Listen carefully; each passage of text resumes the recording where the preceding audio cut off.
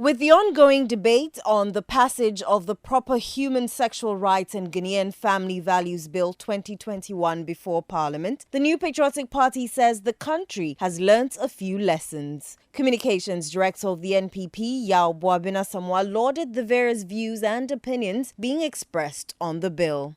Even before passage of the bill through Parliament, major lessons in the view of this political party have been learned. The first is that democratic practice is at its best when there is open and free expression of views, irrespective of the accompanying heat. A coalition of civil society advocates, remarkable for reason of being from many sides of Ghana's political divide, including neutrals, who perhaps, but for this matter, may never have found common ground on any public cause, are carrying their views forth with vigor. Chiding former President John Mahama and his thank you tour, Yao Boabina Samoa said the former president had remained silent on issues such as the management of COVID-19, the referenda that led to the creation of new regions, and the ongoing debate on the LGBTQI+. He says Mr. Mahama lacks the competence to address the issues that are pertinent to Ghanaians. He seems to live in a political world of his own, always lagging behind the real issues of the day. The country did not benefit from any clear input from his COVID-19 team. The country did not hear him on the referenda that led to the creation of new regions and the second referendum aimed at multi-party participation in local level elections, which was aborted at the instance of his party. The country is yet to hear him on the raging LGBTQI debate.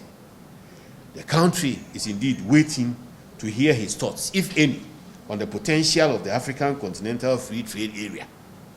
The country never heard him on President Akufo-Addo's bold steps to stamp out political vigilantism that led to inter-party dialogue, refereed by the Peace Council, and the passage of legislation against political thuggery.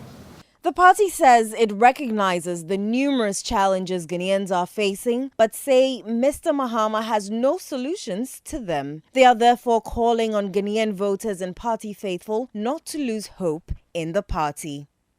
It is on this premise that the NPP is asking to be continued in government beyond 2024 in order to ensure smooth, sustainable implementation of the policies that work for Ghanaians. We acknowledge that we are far from satisfactory solutions for all, but we believe strongly that John Mahama's NDC is not the solution. An unlikely scenario that rejects the NPP because one is disappointed now will lead to utter despair under Mahama's NDC.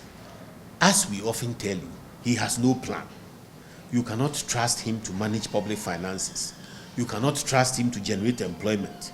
You cannot trust him to bridge the infrastructure gap. You cannot trust him to promote the knowledge economy, and you cannot trust him to engage effectively on the international scene.